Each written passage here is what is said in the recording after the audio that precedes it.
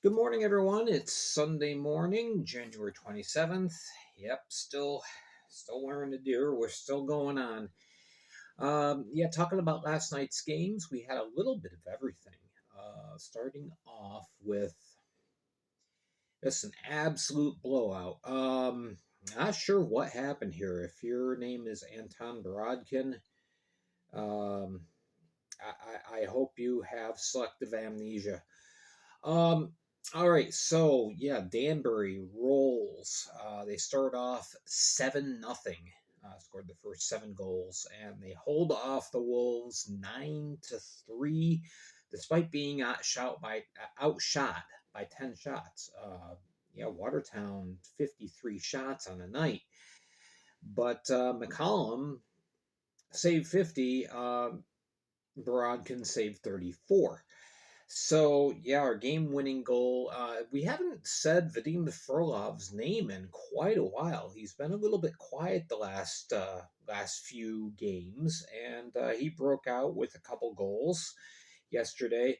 Uh, yeah, 1, 2, 3, 4, 5, 6, 7, 8, 9, 10. Danbury hat tricks had at least 2 points in this game. Yeah, real tough night for the Watertown Wolves. So Danbury fans, they're happy. 22-22. Play that number for the lottery today.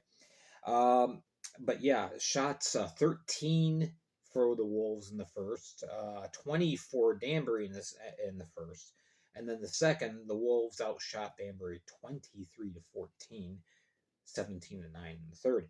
But yeah, with this, Watertown falls back to third place. We'll talk about that a little bit. Um, Watertown now 17-12-1, and Danbury improves to 14-10-6. Big milestone in this game. Corey Anderson gets his 100th career point, all with the hat tricks. So good on you, Corey. Congratulations on that. All right. So let's move on. The next game, a little closer. Um, yeah, but anyway, the return of Justin Barr as team captain for the Mississippi Seawolves. And some Seawolves fans mentioned to me that they saw a difference just in the overall way that Mississippi played. It wasn't quite so undisciplined. Having that leadership on the ice, they feel is a big help. I mean, you have a player of Justin Barr's caliber, even though he's not scoring a bunch of points now. Just the type of player that he is, you have a player like that on your team. Yeah, you're going to make everybody else better. So Richie Perrant, Coach Rich Perrant's son, in goal, makes his Fed debut. I'm sure he would like to have had some better results, but he didn't play badly. Binghamton doubles up Mississippi 4-2. Game-winning goal was scored by Dakota Bond at the 13:25 mark of the second period. There were no goals in the third period. It was 4-2 at the end of two, and it stayed that way. Binghamton outshot Mississippi 18-10 in that first, where they took a 2-0 lead. In the second period, Mississippi had the shots advantage, 10-9, and then Binghamton outshot Mississippi 15-12 or 15-10 in the third period. So Tanner Coleman, he gets a goal and an assist for the Seawolves, and Ross Bartlett also had a couple of assists as well. Yates with a goal and assist, Donald Oliveri and Scott Ramekers both had 2 assists for Binghamton, who they are now 28-4-1. Yeah, we're talking magic numbers already. Magic number for Binghamton to clinch a playoff spot is 39. We're here in January. 39, which is 13 wins. Mississippi now 5-25-3. Overall shots 42-30 in the game. So Perrant, yeah, he takes the loss, but he saves 38. Not bad. Nolan Egbert, he stops 28 out of 30. Crowd of 27.79 on hand. And then, yeah, here's this. So we had our Topeka showcase wrap up, and Baton Rouge pretty easily, 5-0 win. Really wasn't close in this game. At times, the Dashers just looked tired and fatigued. Didn't play poorly, but yeah, there were a couple of defensive breakdowns.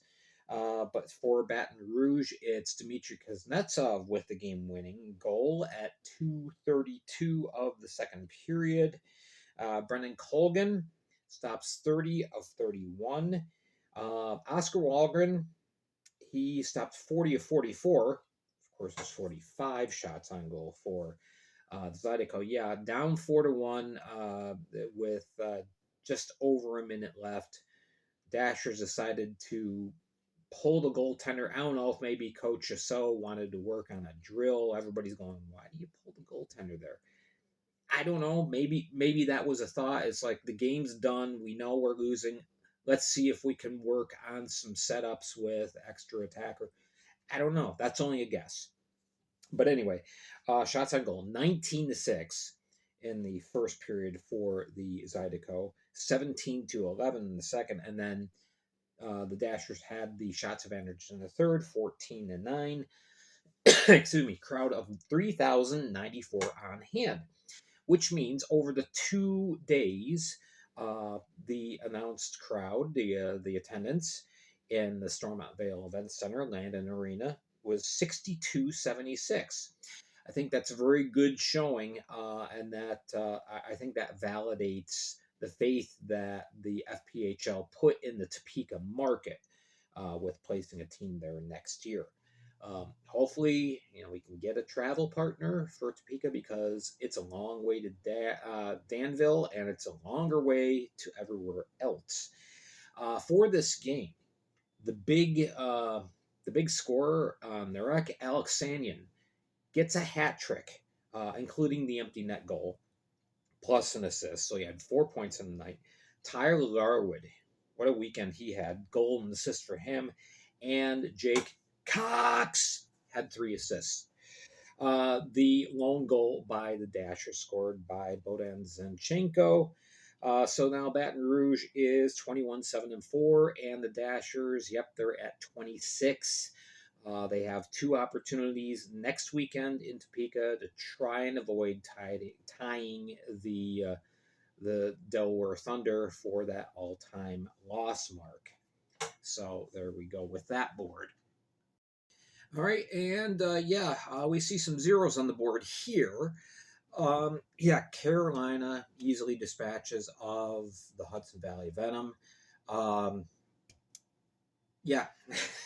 Not much you can say about this game. Carolina just went out, took care of business. It was a very uneventful game. The main event was Teddy Bear Toss Night, so Zach White scores for Carolina at 5:14. Everyone throws out the Bears. And it was really good to see that the Venom players were also kind of helping to help gather up the teddy bears. Nothing nefarious going on. It was just it was a good moment, and everyone on the ice took part in making sure that all those teddy bears go to charity, and that some children are made very happy. So that was good to see. So anyway, that ends up being the game-winning goal.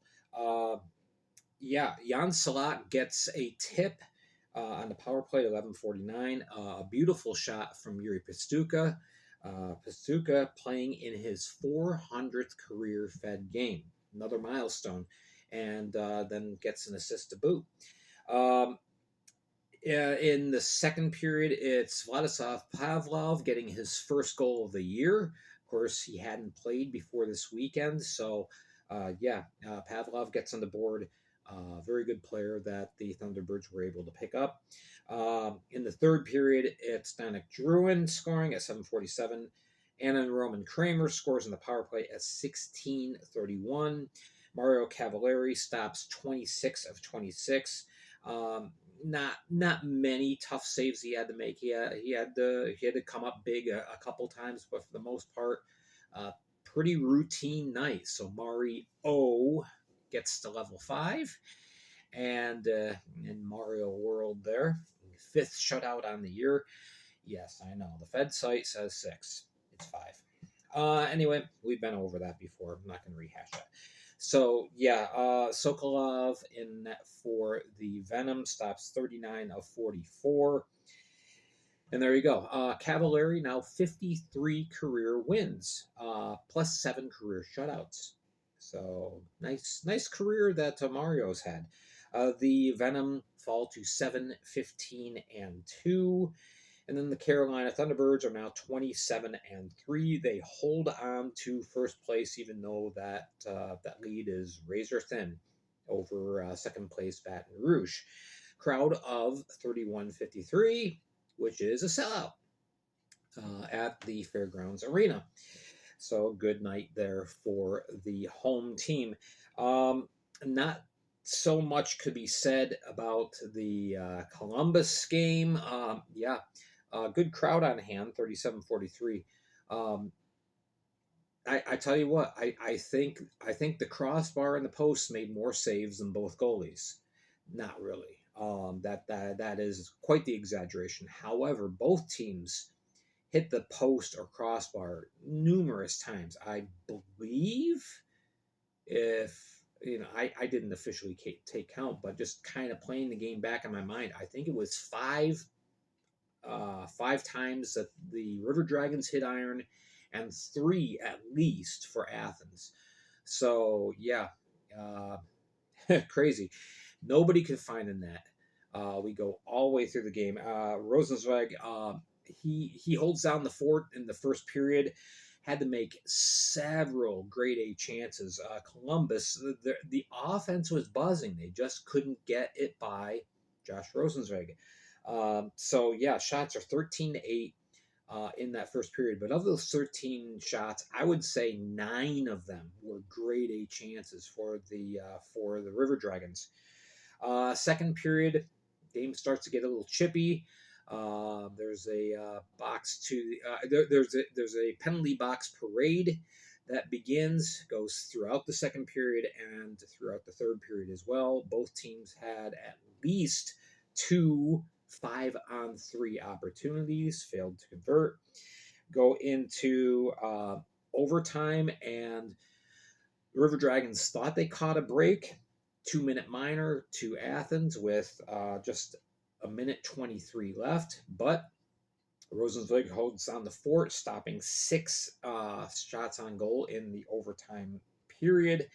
So at the end of 65 minutes, it's 0-0, as they would say in footy. So we go to the shootout. It's Garrett Milan. He couldn't score. Neither could Ryan Galvin. Philippe Virgili ends up with a beautiful flip over Sammy Bernard's shoulder. That would be it. No go for Cody Wickline. No go for Shinkarik. No go for Kyle Moore. Yep, and that is it. One time that we saw the puck end up in the net. And that was it. And that was a shutout. So it's a 1-0 victory for the Athens Rock Lobsters. Technically, shutouts both for Rosenzweig and Bernard. This would be Bernard's 3rd of the year. Just that one shot. Philippe Virgili ends up being the hero for the Athens Rock Lobsters, who are now 19-4-2. Columbus 18-6-4. So yeah, quite the interesting game there. Again, just I've never seen a more non-eventful game. The Blue Ridge Bobcats. They were licking their wounds after a late game collapse Friday night. Yesterday, they said, nope, we're not going through that again, and they get the win in Monroe. It's Austin Bellefeuille who's the hero for the Bobcats. He scores the first goal at 12:49 of the first period. So 1-0 at the end of one for the Bobcats, even though they were outshot by Monroe 13-7. Rex Moog scores on the power play, his 5th of the year, 9:34 in the second period. Um, Kyle Heitzner then scores not even a minute later. It's bam bam. So 9:34 and then 10:16. Heitzner adds what Monroe was hoping was going to be an insurance goal, but it wouldn't turn out that way. 2-1 at the end of two shots in the second period. 16 for the Bobcats and 11 for the Moccasins. So the team that was scoring was a team that had lesser shots in both periods. Kind of weird. And that period that held up for the third period as well. In the third period, we had a goal by it was given to Nowinski. We thought it was McHugh. McHugh ends up getting an assist on Nowinski's goal. That is at 3:20 to tie things up. 10:37, it's Austin Bellefeuille again. He gets the game winner, and that really quieted down the almost capacity crowd. You couldn't get much closer to capacity without actually being a sellout. 54-66 on hand at the Monroe Civic Center. So at the end, Sean Kuhn gets pulled. Kuhn. He gets pulled, and Daniel Konecki finds the empty net on a 2-on-1 break. 18-19, the time of that goal. So, we end up 4-2. Shots in the third period, Monroe 14, Bobcats 10, but there we go. It's on the scoreboard. 4-2 win for the Blue Ridge Bobcats. Bellefeuille with 2 goals, McHugh with 2 assists, and Hunter Verostek. Wow, the third period, he was making some quality saves. Really good, and he stops 36-38 for the win. Rasmus Asp, the only Moccasin to get multiple points. He had 2 assists. Kyle Heitzner with the goal as well as Rex Mo. And Kuhn stops 29-32 in 59-26 played. And he takes the loss. So right now, the Bobcats hold on to that 5th place spot, 16-10-4, while Monroe is 15-12-5, still on the outside looking in. Final game of the night. It is the Battle of Michigan, another I-94 battle, and Port Huron ends up with the victory. Not quite as dramatic as Friday night's game was, where Motor City made the big comeback. So Motor City gets on the board first. It's Eli Rivers scoring at 12:04, but Alex Johnson ties things up at 15:37 of the first. Shots 19-8 in favor of the Port Huron Prowlers. Trevor Babin was a very busy man. Nusiainen, not so much, but he made some big saves when he had to. Second period, Matthias Tellstrom puts the Rockers back up on the power play. That's a 4:59. And then from there on out, it was a lot of Prowlers finding the net. It was Jamie Bussell at 11:06. 12:31, Austin Federley scores. That makes it a 3-2 lead that the Prowlers would not relinquish. Joel Frizzy in the third period scores at 7:35 and at 9:38. Yep, 2:03 apart. Joel Frizzy with 2 goals. And so then we get to the final few minutes. Josh Colton scores on a power play at 15:55 to make the game interesting. It's 5-3 at that point, and the Rockers are thinking, okay, we came back yesterday, we can come back again, but it wasn't going to happen. Nusiainen shuts the door.